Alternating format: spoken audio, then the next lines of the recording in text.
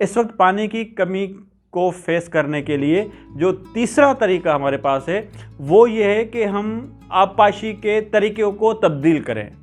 अगर हम flood irrigation यानी खुला पानी दे रहे होते हैं तो उसको हम जदीद जो आबपाशी के तरीक़ेकार हैं, मिसाल के तौर पे ड्रिप इरिगेशन यानी कतरा कतरा पानी का जो हम दे रहे होते हैं अपनी फसलात को, उस तरीके पे चले जाएं। नंबर 2, स्प्रिंकलर इरिगेशन पे चले जाएं। नंबर 3, रेन गन इरिगेशन पे चले जाएं। नंबर 4, ड्रेंचिंग पे चले जाएं।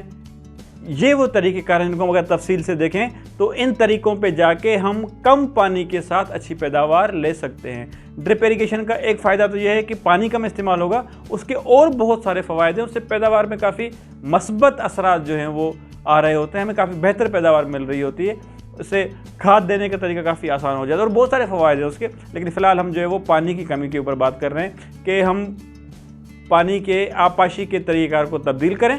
इन 4 तरीक़ों में से जो तरीका हमारे लिए मुनासिब है उस तरीके पे हम चले जाएं। ड्रिप इरिगेशन पे, स्प्रिंकलर इरिगेशन पे चले जाएं, हम रेन गन इरिगेशन पे चले जाएं या हम ड्रेंचिंग के तरीक़ेकार पे चले जाएं।